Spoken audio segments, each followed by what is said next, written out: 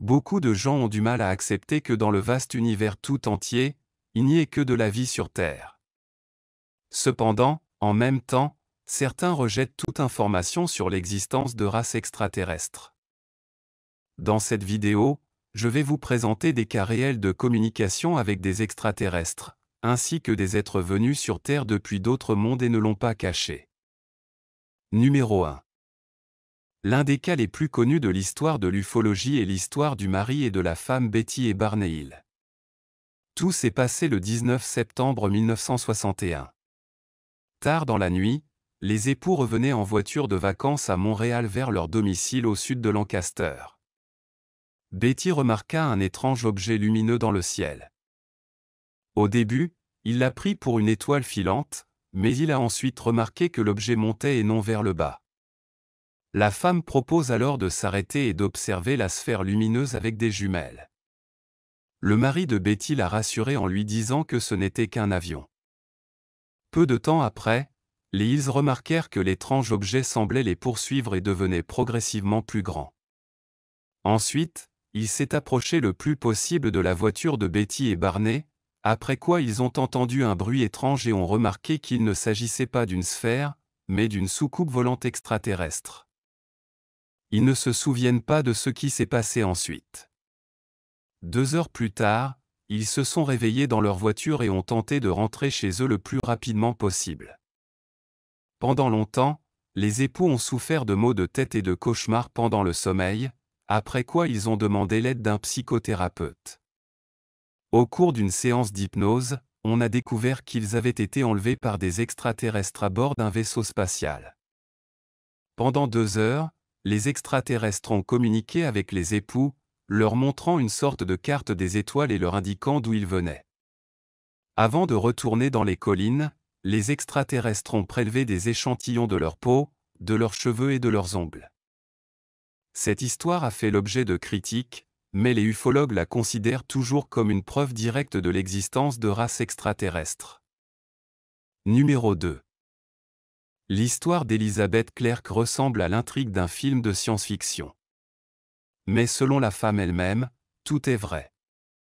L'intérêt d'Elizabeth pour les extraterrestres est né à l'âge de 7 ans, après qu'elle et sa sœur aient vu un étrange objet brillant dans le ciel nocturne. Bien sûr, lorsqu'elle était enfant, il n'y avait pratiquement aucune information sur les ovnis, ce n'est donc que dans les années 1950 qu'elle se consacra à l'étude des civilisations extraterrestres. En 1955, Elizabeth a commencé à travailler dans le renseignement et a été envoyée enquêter sur une étrange colline à l'extérieur de Johannesburg. Selon les habitants, ils remarquaient souvent des lumières suspectes sur la colline.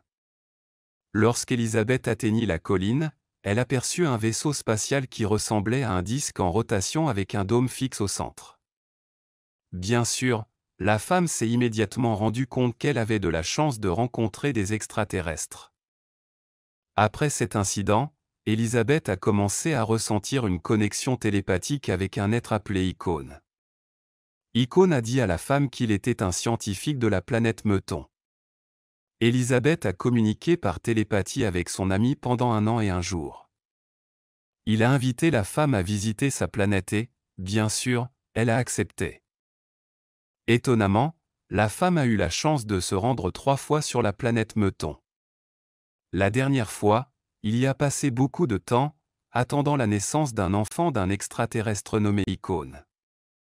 Lorsqu'elle a donné naissance à l'hybride, elle est revenue sur Terre.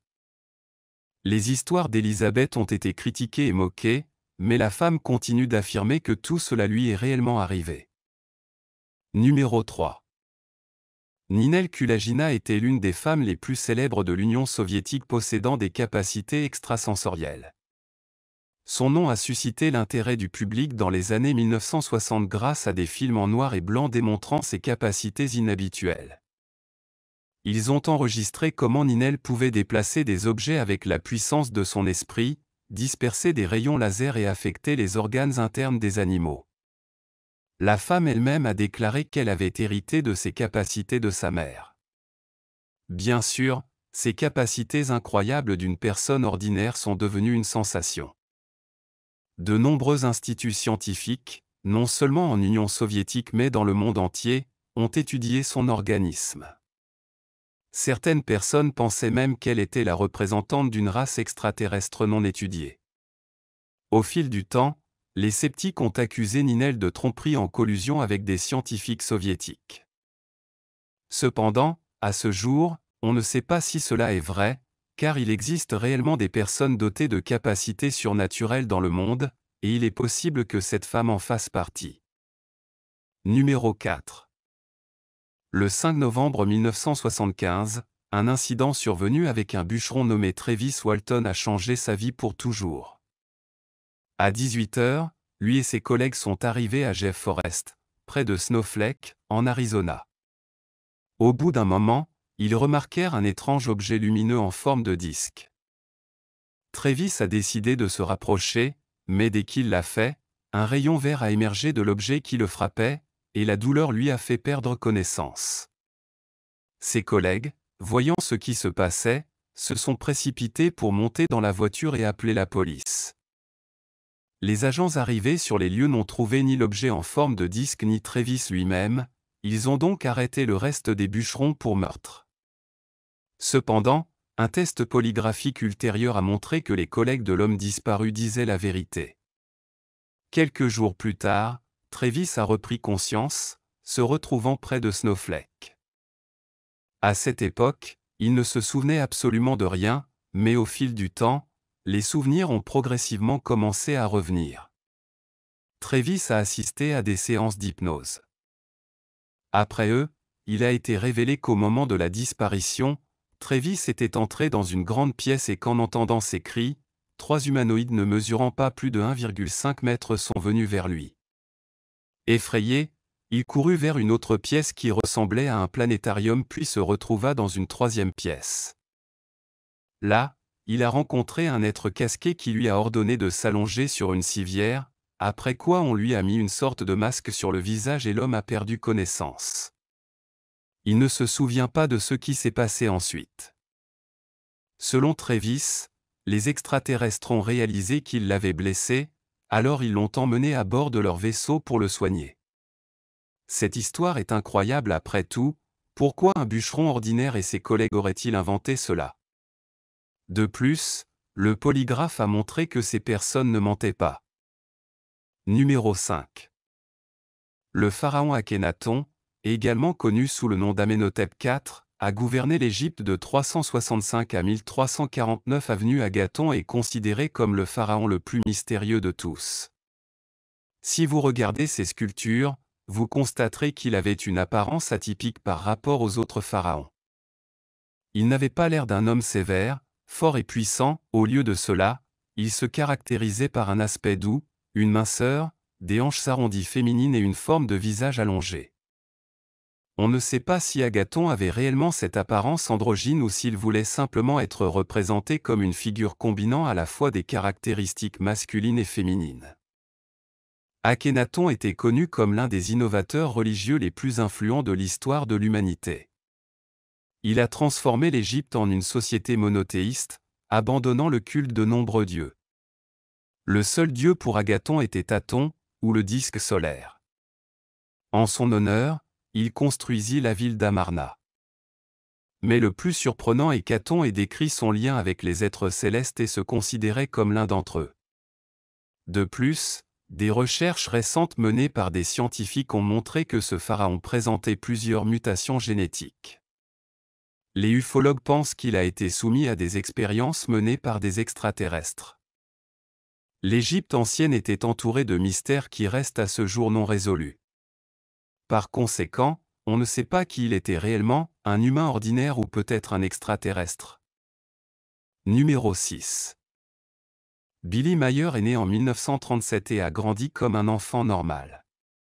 Cependant, à l'âge de 5 ans, il reçut la visite d'extraterrestres. Dans son enfance, il n'y accordait pas d'importance, mais à l'adolescence, ses contacts avec la race extraterrestre se sont intensifiés et il a commencé à se consacrer à son propre développement spirituel et à collecter des informations sur les extraterrestres. Billy a parlé pour la première fois de sa communication avec les extraterrestres dans les années 1970. Il a déclaré que ces êtres s'appelaient eux-mêmes Pleujarans et étaient très semblables aux humains parce que nous avions autrefois des ancêtres communs. Le monde des Pleujarans s'appelle Hera et se situe dans une dimension qui fait partie d'une autre structure espace-temps, décalée de la nôtre d'une fraction de seconde à 80 années-lumière de l'amas d'étoiles des Pléiades. Pour valider la véracité de ces propos, Mayer a présenté une série de photographies montrant le vaisseau spatial Pleujaran. De plus, dans sa collection se trouvaient des photos d'objets célestes venus de l'espace et même des photographies de la Terre préhistorique et de sa destruction totale dans le futur. Meyer a affirmé que les Pleujarans lui permettaient non seulement de photographier leurs navires, mais l'aidaient également à voyager à travers le temps et l'espace.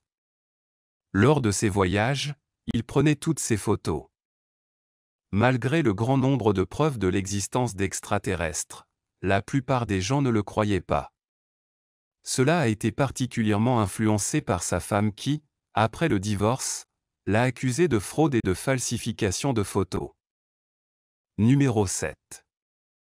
L'Égypte ancienne est souvent associée aux civilisations extraterrestres. Il est difficile de croire que des hommes ayant vécu il y a plus de 4500 ans aient pu construire la pyramide de Gizeh, puis toutes les autres pyramides. Beaucoup de gens croient encore que les anciens pharaons ont eu des contacts avec des extraterrestres et qu'ils étaient peut-être même des extraterrestres. Et en voici la confirmation. En 1925, l'archéologue britannique Howard Carter fouillait la tombe du légendaire pharaon égyptien Toutankhamon. À l'intérieur du sarcophage, il trouva non seulement la momie du souverain, mais également de nombreux objets de valeur, dont un poignard. Cet artefact a été étudié par de nombreux experts, mais pendant longtemps ils n'ont pas pu déterminer de quel matériau il était fait. Récemment, des scientifiques japonais de l'université du Tohoku ont finalement réussi à le découvrir. Il s'avère que le matériau à partir duquel le poignard de Toutankhamon a été fabriqué contenait les mêmes éléments que la météorite Karga, découverte en 2000 près d'Alexandrie. Il est probable que le poignard ait été fabriqué à partir de fragments de cette météorite. Cependant, la façon dont les anciens Égyptiens connaissaient la technologie permettant de fabriquer des armes à partir de matériaux météoritiques reste un mystère. Numéro 8. Boris Kiprianovich, né à Volgograd en 1996, a surpris ses parents dès son plus jeune âge par ses capacités exceptionnelles. Au bout de quelques mois, il parlait déjà, et à 18 mois, il lisait et dessinait. Boris prétendait avoir des souvenirs de vies antérieures en tant que pilote martien lors d'une guerre nucléaire. Selon lui, certains martiens ont survécu et se sont réincarnés sur Terre, dont lui. Boris avait pour mission d'avertir l'humanité des dangers nucléaires. Bien que son histoire ressemble à de la fiction, sa connaissance de l'espace et des civilisations anciennes a surpris même les scientifiques. Après sa renommée initiale, Boris a disparu des médias, préférant une vie plus calme et plus normale. Numéro 9. L'histoire d'un objet vraiment étonnante. Le 30 novembre 1954, alors qu'elle dormait sur son canapé en Alabama, elle fut frappée par une météorite qui s'écrasa sur sa maison. Heureusement, il a survécu avec seulement une contusion de la taille de la météorite. Cet incident a fait d'elle la première personne enregistrée à être touchée par une météorite et à survivre. Le risque d'être touché par une météorite est extrêmement faible, environ 1 sur 1,6 million. En fait, les scientifiques ont suggéré qu'il était plus susceptible d'être frappé simultanément par une tornade, un éclair et un ouragan que par une météorite. Anne a décidé de conserver la météorite et l'a ensuite vendue au musée d'histoire naturelle de l'Alabama en 1955, où elle est toujours exposée aujourd'hui. La radio touchée est également exposée dans le même musée.